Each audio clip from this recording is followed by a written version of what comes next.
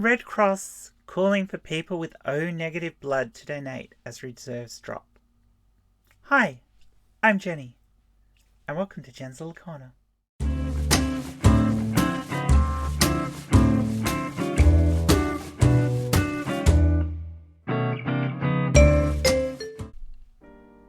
Supplies of O negative blood have reached their lowest point this year, prompting the Australian Red Cross Blood Service to call for thousands with the rare blood type to donate. Over the next fortnight, the Blood Service needs 5,000 people to donate to meet the hospital demand. Regular cross donors are still recovering from cold and flu, causing O negative reserves to fall to less than 2 days' supply, said the Blood Service spokeswoman Helen Walsh. If you are O negative, someone in your family could be too. We're asking people to talk to their family and encourage them to donate, she said. A particularly bad flu season this winter has contributed to as many as 1,300 donors a day cancelling appointments. Now this is kind of dreadful. Low blood stocks for the Red Cross is a bad thing, and it's a bad thing in any country when the blood banks are low on blood, because that's a negative impact on the community as a whole. Blood stocks are needed to help people who are in accidents, having operations, etc., as we all know. So, yeah, honestly, go give blood. If you can give blood, go give blood. My issue isn't so much with the drive for the blood. My issue is with Red Cross policies in Australia and in other countries that directly discriminate against certain people from being able to give blood. If you're crying out for blood, don't turn around to people and say, you can't give blood. Because that, in all honesty, makes you an arsehole. This is from the Australian Red Cross Blood Service. This is their information page on LGBTQ plus individuals' eligibility for giving blood. Now you might say, yeah, sure, but you're in the LGBTQ plus group. There should be rules about you. Well, I'll read through it. And whilst I do that, I'm going to belay all those stereotypes that you have about LGBTQ plus people and why we should be able to give blood anyway. So here's the page.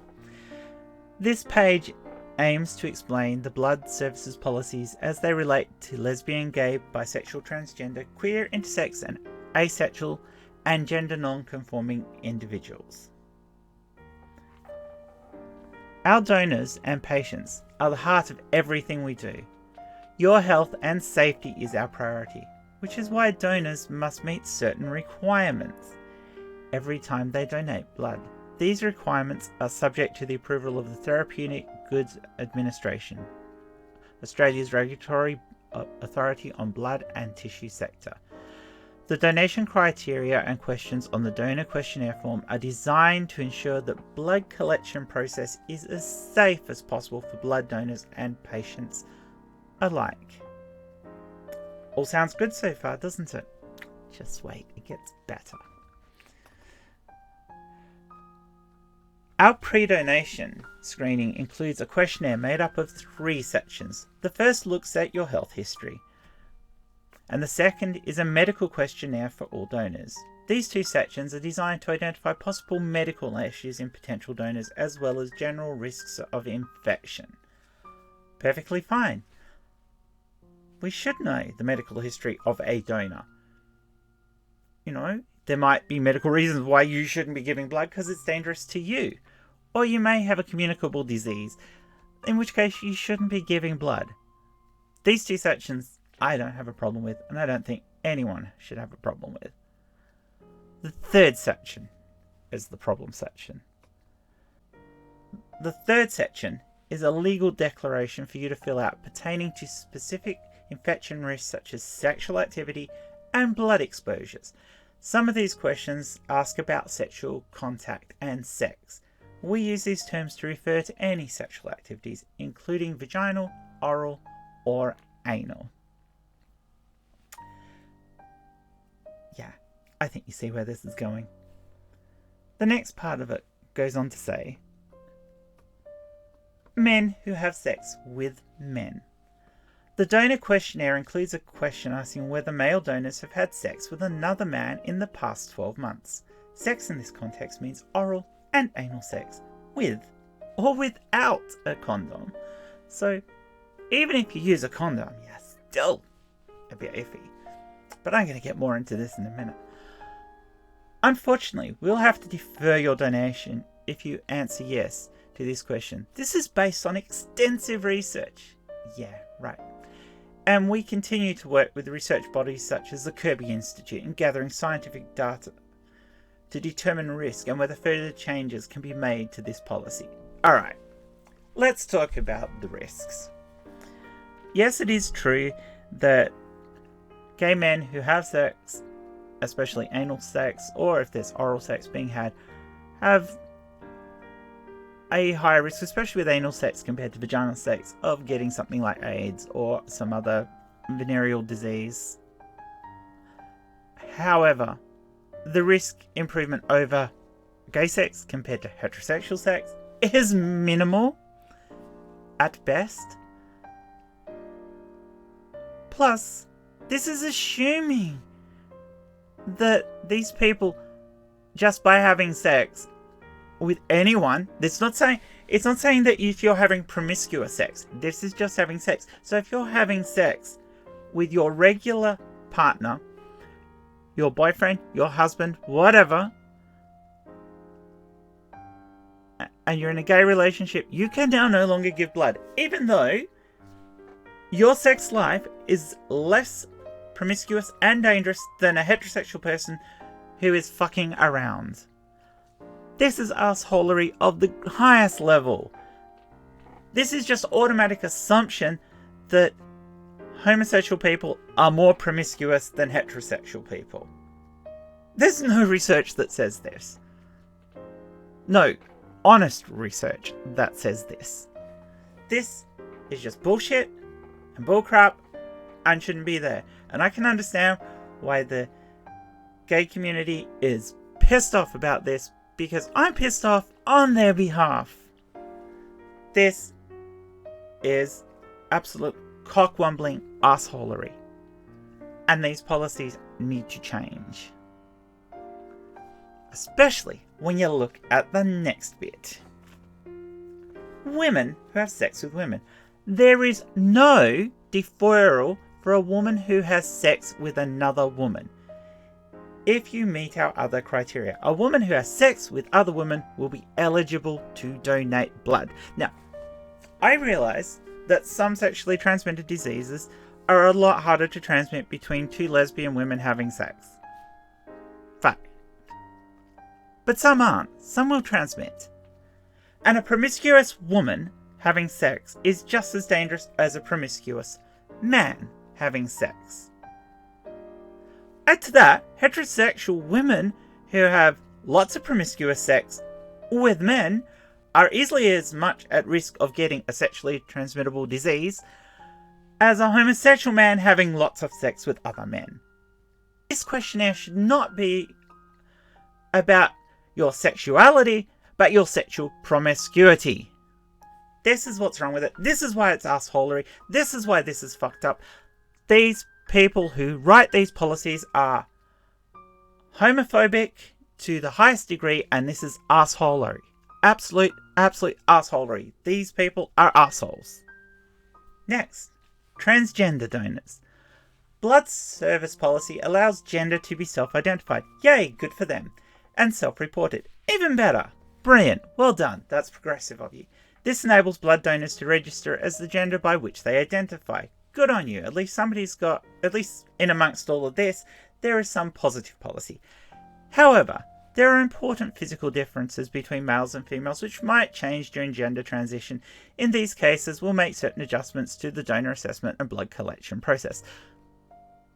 And not so much. Blood is blood. Blood is given to people as they are, when they are, as it's needed by the type.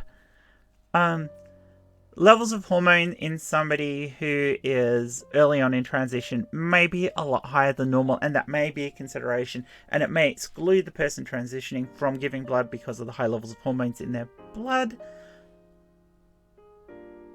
which may be a reason for knowing if somebody is trans when they go in to give blood. But somebody who's later on in their transition, is post-operative or whatever, just has normal blood estrogen levels. And same for a trans man later on in their transition. They will just have normal testosterone levels in their blood. This is not an issue for all trans people giving donations. However, it goes further than this. In addition, transgender donors will be deferred if they have had sex with a male in the last 12 months. This applies to both trans women and trans men. Okay, so if a trans man has sex with a man, that discounts them from having given blood, but if a woman does, it doesn't. Now, I'm not equating trans men with women at all, but it does point out the hypocrisy in this policy.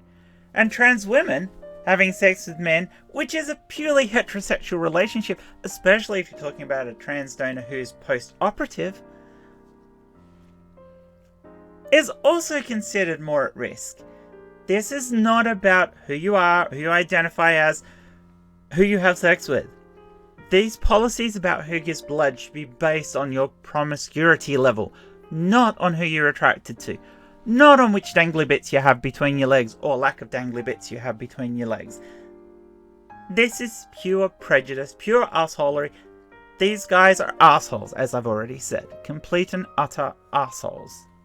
Now, they go on then to talk about intersex donors, which they basically say, yes, you can self-identify. Eligibility requirements are exactly the same as for everybody else. Same for non-gender conforming people. You can be who you are, but if you've had sex with a guy, regardless of which way you identify, that's it. You cannot give blood. Again, no talk about how promiscuous you are, whether or not your partner that you have sex with is your long-term partner. No talk about even if you've had blood tests to make sure you're okay. No, just automatically, you have a sex life, go away, you can't give us your blood. So where does this leave us? Anybody who's LGBTQ+, unless of course you're a lesbian, is now denied the right to give blood when blood services around the world are crying out for blood. People within the LGBTQ+ community aren't being denied the right to give blood because of their promiscuity, because of the fact they might have a disease or whatever. They're being denied purely on their sexual preference. This is wrong. This is wrong on every possible level. This is complete and utter asshole, cock-womblingly wrong. Now, I'm not saying don't go and give blood. Go give blood, go give blood, go give blood. I'm not necessarily saying the problem is the Red Cross itself. The problem is the policies put in place by governments. Governments around the world who put in these policies and have said, oh, these sexual acts are immoral and dangerous, and these people are going to give us all diseases. No. This is what prejudice looks like. This is what ignorance looks like. And this is what assholes do. People who don't want to learn, people who don't listen to the good science, but listen to the people out there who have their own prejudices. You end up with policies that are discriminatory and have a negative impact. Because there's a lot of the population that are LGBTQ+, and a lot of that population don't engage. More than a very large percentage of them don't engage in promiscuous sex. And they are active members of the community and want to help the community and would give blood if they were allowed. The other side of this is the people who actually are promiscuous. Not all people who are promiscuous, but the people who are the promiscuous people who would be dangerous in giving blood, the people who might have a disease and would think about giving blood, who actually would know they have a disease, they're going to do that anyway. People who are like that are even bigger assholes than the people who make these rules, and they're not going to care about the rules. They're going to lie. They're going to say, no, I haven't had sex in the last 12 months. Snicker, snicker, snicker. And bang, there's the bad blood in the system, and somebody gets a disease they shouldn't have. Or the blood doesn't end up in the system because the Red Cross have to screen it anyway. So where's the problem? No, the problem is just pure prejudice. Get over it, Red Cross. Get over it, governing authorities, and make the system fair. Don't ask questions about people's sexual preferences. Ask questions about people's sexual promiscuity. Ask people about how many partners they've been with, and not about who those partners are. Because that's what's important, not the gender of your partner. Anyway, go give blood, do the right thing. I love you all. And remember, don't choke on the selfie stick.